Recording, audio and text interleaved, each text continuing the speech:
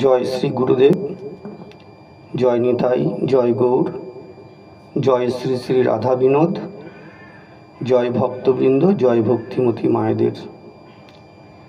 গ্রন্থপাঠ চ্যানেলে আপনাদের সবাইকে সুস্বাগত। আমরা আস্বাদন করে চলেছিলাম শ্রীল রঘুনাথ দাস গোস্বামীর লীলামৃত থেকে। আজ আমরা তৃতীয় পর্বে আস্বাদন করছি। আপনারা কৃপা করে আমাকে চরণধূলি দিয়ে আমাকে কৃতার্থ করবেন, যেন শ্রীল দাস গোস্বামীজির কিছু লীলামৃত আস্বাদন করতে পারি। আপনাদের কৃপাই আমার পাথেয়। এ ঘোর সংসারে পড়িয়া মানব না পায় দুঃখের শেষ, সাধু সঙ্গ করি হরি ভজে যদি, তবে হয় অন্তক্লেশ। এ ঘোর সংসারে পড়িয়া মানব না পায় দুঃখের শেষ, সাধু সঙ্গ করি হরি ভজে যদি, তবে হয় অন্তক্লেশ। সংসার অনলে জ্বলিছে হৃদয়, অনলে বারয়ে অনল। অপরাধ ছাড়ি কৃষ্ণ নাম লয়, অনলে পরয়ে জল।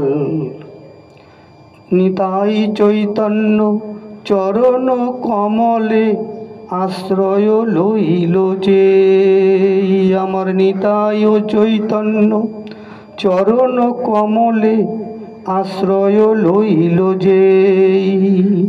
কৃষ্ণদাস বলে জীবনে মরণে আমারও আশ্রয় সেই। কৃষ্ণদাস বলে জীবনে মরণে আমারও আশ্রয় সেই।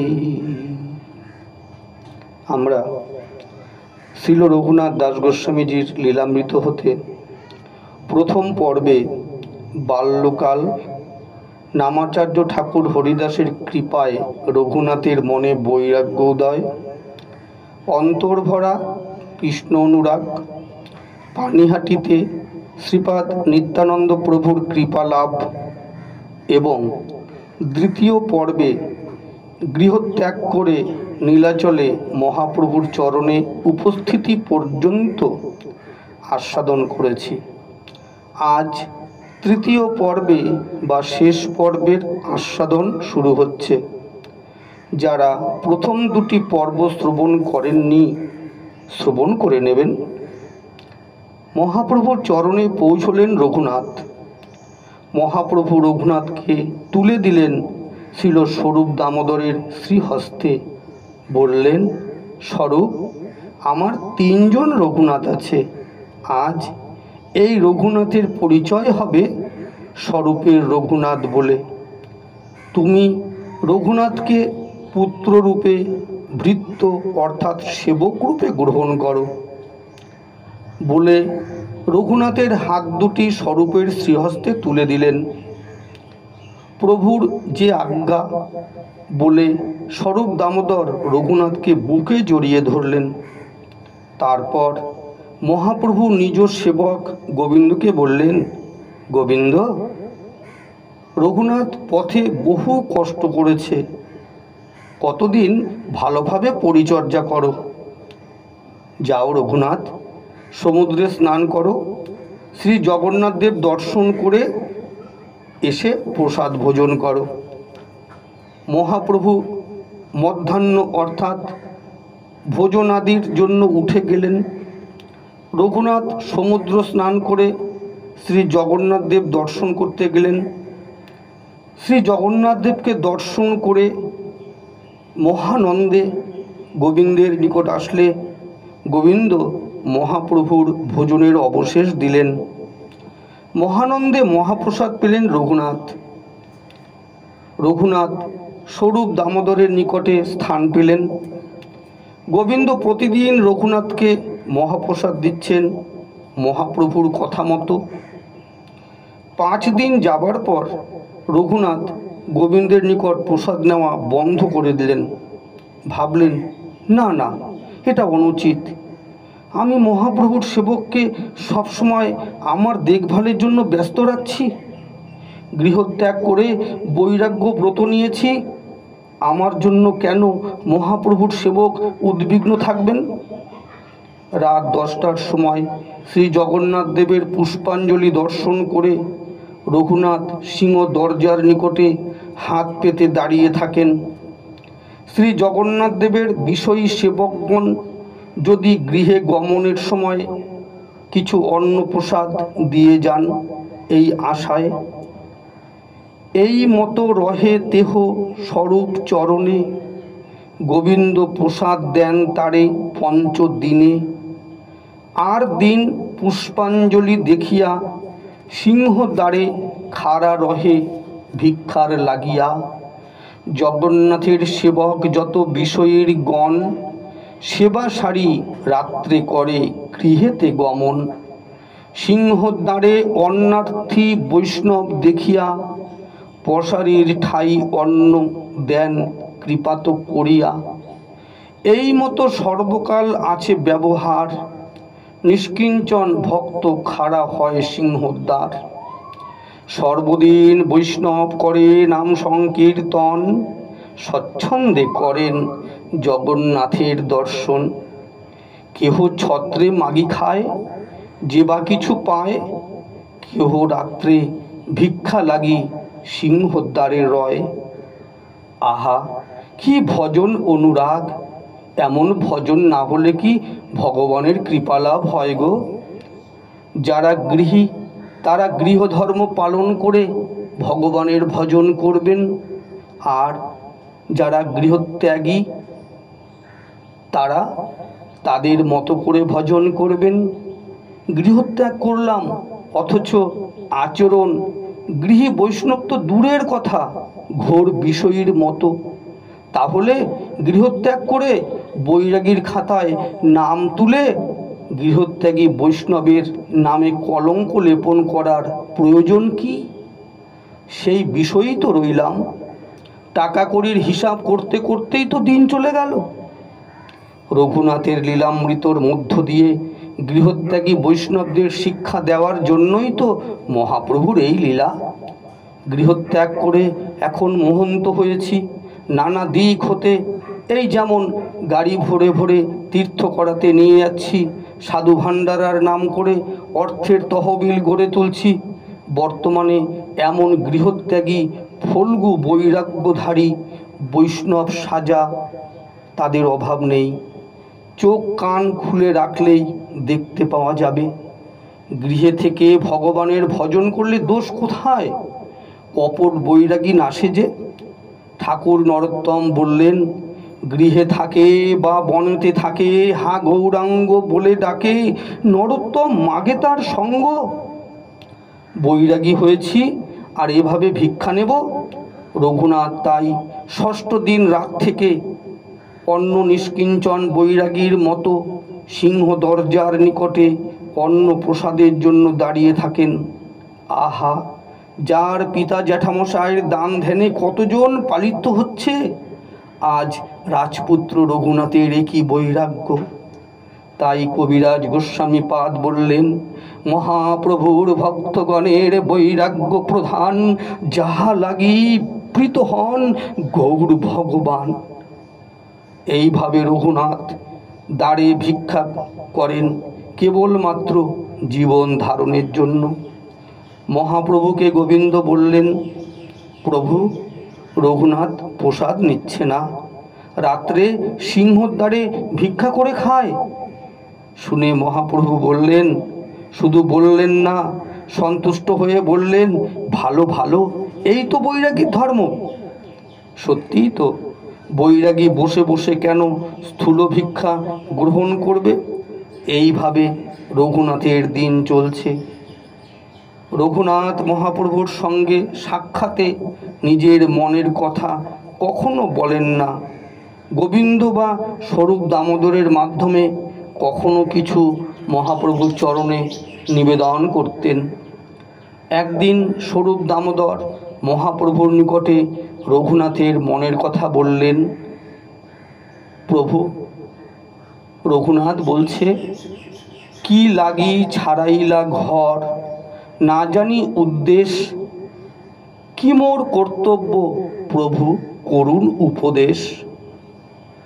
মহাপ্রভু রঘুনাথের মনের কথা স্বরূপের নিকট হতে শুনে রঘুনাথকে সস্নেহে কাছে ডেকে হাসতে হাসতে বললেন, রঘুনাথ, স্বরূপ দামোদরকে আমি তোমার উপদেশটা করে দিয়েছি।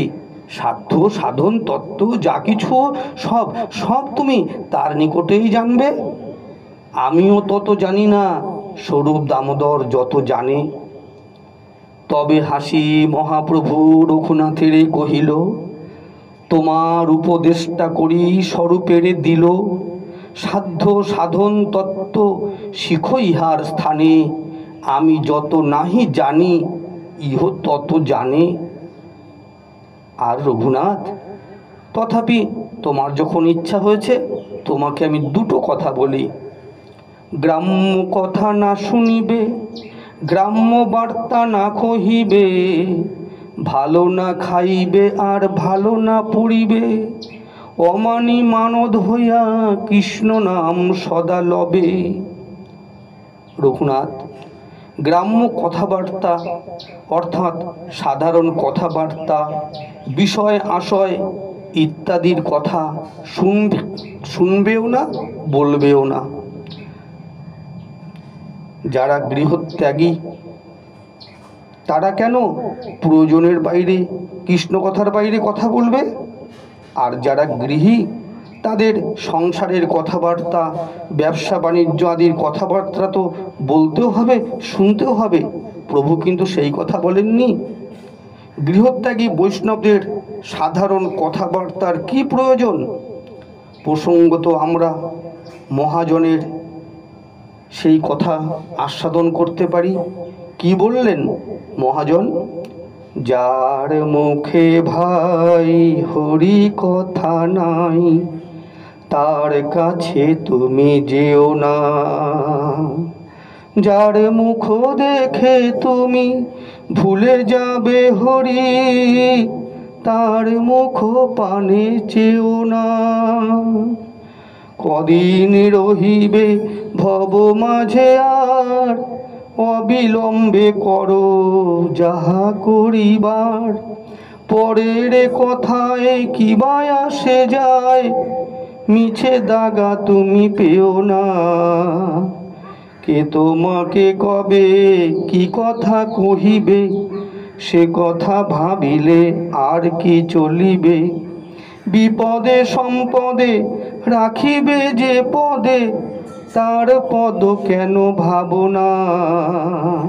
কেবল হরি কথা কও, হরি গুণ গাও, হরি নাম রসে সদা মত্ত হও। হরি নাম গীত গাও নীতি নীতি, অন্য কোনো গীত গেও না।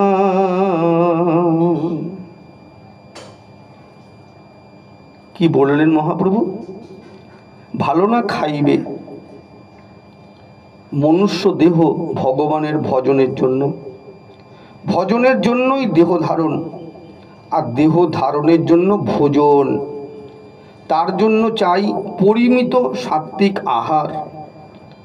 রঘুনাথ দাসজির জীবনী আস্বাদন করছি নিজেকে আর আমার মতো যারা, তাদের আত্মশোধনের জন্য আর ভক্তদের আনন্দ বিধানের জন্য। তাই কথাটা এসে উদয় হলো মনে। এই বাংলা হতে এক ভক্তের বিবাহের জন্য একটি নিরামিষ কন্যার খোঁজ করতে করতে শ্রীধাম বৃন্দাবনে এক ব্রজবাসীকে ফোন করতে হয়েছিল। তিনি অবাক হয়ে বললেন, বাংলা থেকে এই শুধু বৃন্দাবনে নিরামিষ পাত্রী খুঁজছেন কেন? বাংলাতে কি নিরামিষ পাত্রী নেই? বাংলায় এত সাধু সন্তরা দীক্ষা শিক্ষা দিচ্ছেন, নিরামিষ তৈরি করতে পারছেন না? শুনে লজ্জায় মরে গেলাম। এখানে সবাই ভালো খায়, ভালো বলতে নিরামিষ নয়, কৃষ্ণ প্রসাদ নয়। ব্রজধাম দর্শন হয়েছিল শ্রী গুরুদেবের অপার করুণায়। ব্রজধামের বিশেষত মন্দিরের পুকুরের বা কুণ্ডের মাছ দেহ রাখলে সমাধি দেওয়া হয়, আর বাংলায় মন্দির সংলগ্ন পুকুরের মাছ বিক্রয় করে দেওয়া হয়। যারা দীক্ষা শিক্ষা বোঝে না তাদের কথা বাদের খাতাতেই রাখা হলো। দীক্ষা শিক্ষা নিয়ে একই অনাচার চলছে, ভাবতেও লজ্জা লাগে। মহাপ্রভু তো শুধু রঘুনাথকেই বলেননি, তিনি সপার্শ্বদে এসে জীব শিক্ষার জন্যই লীলা করে দেখাচ্ছেন। আমরা পাঠ শ্রবণ কীর্তন করি, স্বরগোস্বামী আদির নামে জয়ধ্বনি করি, অথচ তাদের দেখানো পথের 16 ভাগের 1 ভাগ কি আমরা পালন করি? আর কি বলেছিলেন? ভালো না পরিবে। পরিধানের বস্ত্রটি কেমন ছিল তাদের? চিত্রপট দেখবেন, লজ্জা নিবারণের জন্যই তো বস্ত্র। আচ্ছা, আমরা সংসারী, আমরা ত্যাগীদের মতো তো বস্ত্র পরিধান করতে পারবো না, তাই বলে কি শালীনতা থাকবে না? নারী পুরুষের পোশাক পরিচ্ছদ এখন কেমন চলছে? নামধারী ভক্তানীদের পোশাক পরিচ্ছদ একে অন্যের আকর্ষণের বস্তু হয়ে দাঁড়িয়েছে। গোপীরা সাজসজ্জা করতেন ভগবানকে দেখানোর জন্য, ভগবানের আনন্দের জন্য। এখন আমাকে কে দেখছে, আমি কাকে দেখাতে এই পোশাক পরছি, একটু নিজের মনকেই প্রশ্ন করি না? মহাপ্রভুর ভক্তগণের পোশাক সম্বন্ধে একটি কথা আছে। আচ্ছা, ধরেই নিলাম সম্পূর্ণ ত্যাগী অর্থাৎ সংসার ত্যাগী বৈষ্ণবদের জন্যই কথাটা। ন্যাড়া মাথা, ছেঁড়া কাঁথা, জীর্ণ বহির্বাস, পরিচয় পুছিলে কয় মোরা চৈতন্যের দাস। ত্যাগী বৈষ্ণবেরা মস্তকের কেশ পর্যন্ত অন্যের আকর্ষণের বস্তু হয়ে না দাঁড়ায়, তাই তারা কেশ বিলোপ করে দিয়েছেন। আমরা এখন কে কত ঝাঁকড়া চুল রেখে পোশাক পরিচ্ছদে সেজে কামদেব হতে পারবো, তার প্রস্তুতির শেষ নেই। হা প্রভু, আমরা বছরে একবার পানিহাটিতে দধিচিরা খেতে যাই, তার লীলামৃত বুঝবার অনুভব করতে সচেষ্ট হই কি?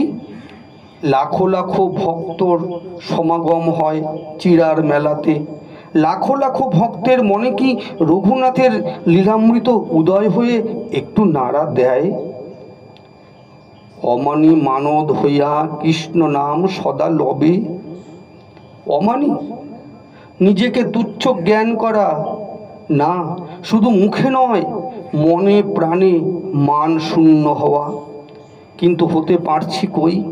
আমার কত মান, রূপের, ধনের, পাণ্ডিত্যের, উচ্চকুলে জন্ম, এই 4টি ত্যাগ না হলে কি অমানি হওয়া যায়? পতিথি পাবন নাম শুনেছ, তাতে তোমার কি যায় আসে? তুমি যে ভাই বসে আছো অহংকারের মঞ্চ পড়ে। আমি সংসারে আশ্রমে আছি, সেখানে আমার কত মান। আবার সংসার ত্যাগ করেছি, আমি মঠ মন্দিরে কত বড় পদে আছি। অমানি হওয়া বড় কঠিন, মুখে বলা যায় বটে। একজন জমিদার ভক্ত বৃন্দাবনে যে বিরাট বাড়ি করেছেন, শেষ জীবনটা বৃন্দাবনেই কাটাবেন। পুত্রাদিকে জমিদারি দিয়ে এসেছেন। শ্রীধাম বৃন্দাবনে নবনির্মিত বাড়িতে শ্রী গুরুদেব আসছেন। শ্রী গুরুদেব দরজায় পা রাখতেই হাত দিলেন শিষ্যের নাম করে। আরে গুরুদেব এসে গেছেন। শিষ্য ছুটে এলেন, চরণে প্রণত হলেন। গুরুদেব বললেন, হ্যাঁ রে, বাড়ির ফটকে তোর নাম লেখা প্রস্তর দেখলাম, বৃন্দাবনেও রায় বাহাদুর। সে কি রে? শিষ্য লজ্জিত হলো, খুলে ফেলল ফটকের নাম লেখা প্রস্তর খণ্ড। রায় বাহাদুর না লিখলে কি মান থাকে? তাই তিনি রায় বাহাদুর নাম লেখা প্রস্তরটি বসিয়েছিলেন। গুরুদেব শাসন করলেন, অমানি, মান শূন্যতা।